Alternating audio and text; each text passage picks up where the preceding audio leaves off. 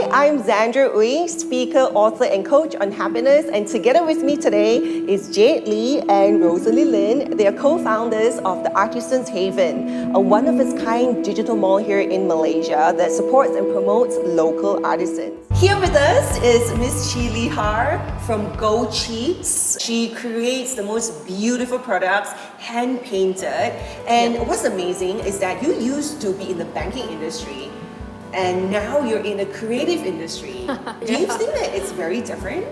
Yeah, I mean, like some people like to call me the lady with two brains. So at different times of the year, I guess, or the day, I sometimes exercise my left and sometimes exercise my right brain. So I'm still full-time in banking. I still spend a considerable of time in banking. I sit on a couple of boards in financial institutions. So how much time do you spend like doing creative stuff and GoCHeeKS and creation of products? Okay, if I put it in percentage terms, 70% on the creative side now. And does it bring you a lot of like excitement and joy? Yeah, that's the only reason I left banking 2 years ago to actually really truly focus on this. Because I've been painting since 2011, back the day when I was working in Singapore. It was part of my meditation, it's part of my therapy. Like it's very therapeutic for you after work. Correct. Like who taught you? Like self-taught? Yeah. I learn best if I activate on it. So I'm not a very good student in that sense. I make a very bad student because I question everything, right, and every process. So it's better that I self-study, spend more money, throw away more things. You know, at the beginning it was very painful lah. The amount of paint I have to throw away, the amount of canvas I have to throw away. I think the garbage man must be happily taking my art home. So how long was it from when you were just doing it as like a therapy kind of activity to when you actually started selling your products? Yeah, it's been a journey. 2011 I started. In Singapore, I had 2 exhibitions. The first one is 100% for charity, and it was sold out for charity. Obviously, everybody wants to buy and charity, right? The second one was a total flop. Yeah, maybe because the art series wasn't appealing or the people I chose to invite for the night didn't want to spend. How did you feel? Like, was that this drop of like, you know, like so crestfallen? Did you feel very disappointed, or you felt like, you know what, it's fine? It was a humbling experience. I didn't expect it because the first one was a sold out, but it was a charity one. So I thought that let's do one commercial one and really test like what I'm worth, right? So it was a flop, right? A bit demeaning in a sense, but I'm good at internalizing because I understand myself really well. That is one of the good things about me.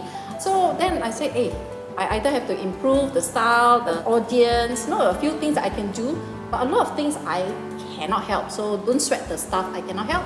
So improve on myself and my journey. Then I came back to Malaysia. So 2013 and 2015, I had 2 sold outs exhibition. Yeah. Congratulations! So I didn't give up, which is really good. 2013, I did the first e-auction art. I put 24 pieces out and 25% I gave to charity lah. And that was a sold out, which is good. And people from like Thailand, Singapore, even Philippines and Malaysia bought from me, which is like, so much support. Online is great because it's accessible to clients everywhere. Correct. The only downside is that because it was going to be online, so what I did, I had to paint on acid-free paper. So instead of canvas and frame, and it's so expensive to Korea, so expensive. So that was also a first for me, doing on acid-free paper. Learning. Yeah, so two years after that, one of the Islamic banks asked me to do like just 5 pieces and 20 or 25%, whatever I feel, to give to a TV, soup kitchen. I see. Yeah. So I cut a 27% check for that, and that was also a sold out. Then after that, my journey evolved. So I was in Melbourne, my elder daughter, that time first year doctor. I saw her scrub shoes. She was going to work in the scrub shoes. Oh my God, I see your scrub shoes look so awful. Then she, no choice, scrub shoes are like that. I came back to Malaysia, I painted a few pairs of scrub shoes, very nicely painted, and sent over to her. Wow, she put on the social media, exploded. Everybody loved it. Yeah. Was that when GoCHeeKS was born? That was the start of CheeKS Limited Edition. So then over the next 1.5 years, I painted like almost 300 pairs of shoes, each of them personalized one.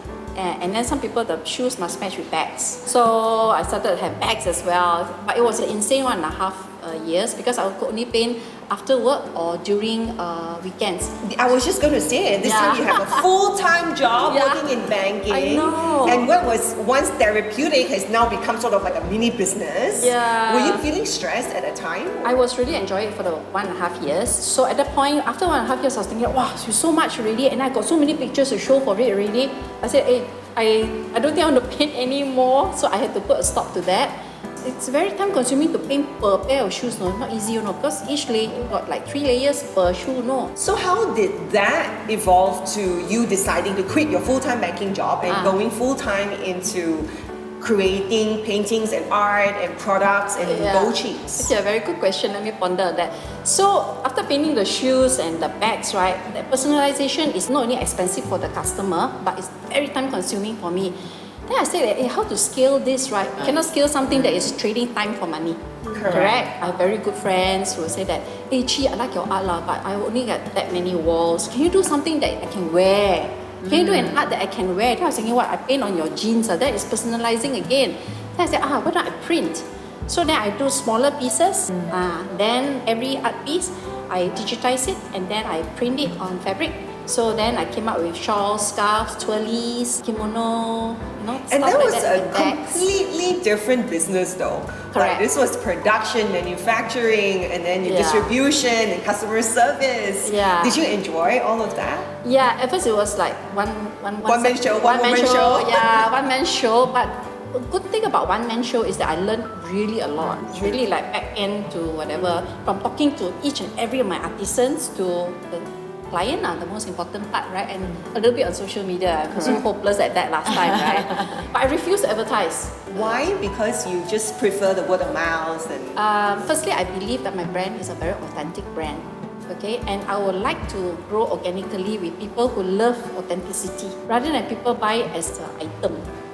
I always believe that if you do not know me and don't understand my journey, you're just buying an item. And I think there's no stickiness in there. The loyalty, the brand awareness, the me and you kind of thing is not. See, Rosalie is now a chickster. I think because she knows me. Oh, chickster, hashtag chickster. That's a really sticky name. Yeah, I believe I'm still young as a brand. I still want to grow that way. As a human being too. Oh, okay, you're too kind.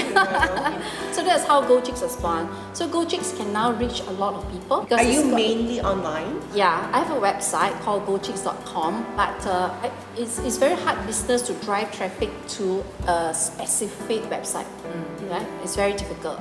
Let's be honest about it. Social media platform is still the more reachable one.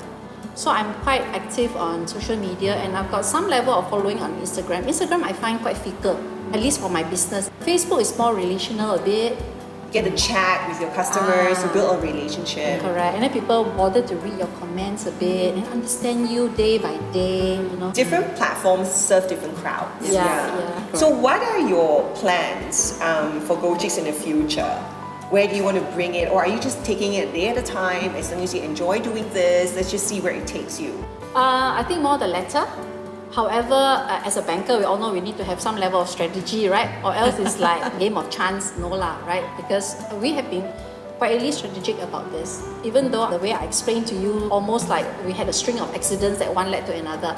I never believe in that. I think all our stars are actually drawn together just because we are very ready when the opportunity did come. Yeah, luck is when opportunity meets hard work. Correct. Yeah, and also for us to recognize, like for example, when I saw my daughter's ugly scrub shoes, I could have just ignored it and just have a nice holiday in Melbourne. But I wanted to do something about it. And when I exploded on her social media, I thought, hey, what does it mean? Then I thought about it and hey, could it be something? You took the opportunity. Correct. But first you had to do it. You had to have the purpose, the drive, the compulsion to actually paint your daughter's shoes. Correct. That was when this whole journey started, right? Correct. Before that, it was just something you did for fun. Yeah. And then after that, you realized that, hey, this can actually not just be enjoyed by me, but be enjoyed by other people around me Correct. as well. And I think, for example, the customization, CHeeKS Limited Edition, where I have to paint per bag per person.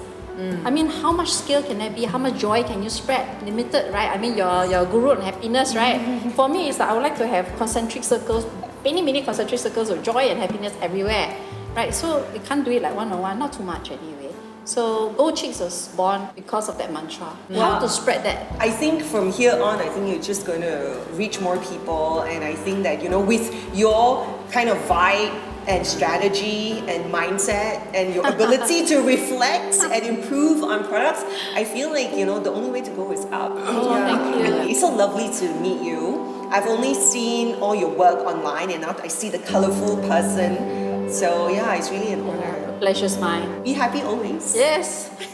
And I hope that you guys watching this too will feel inspired by the stories that you've heard. Hear the story, see the passion, and shop at the Artisans Haven. Yes. Is that right? Yes. Correct. This is a showcase, a digital mall of Malaysia's best local talents. You can head over to the website to check it out. In the meantime, I hope that you too will be inspired to create anything in your life that brings more joy and more happiness. Till the next time, from all of us, be happy always. Bye.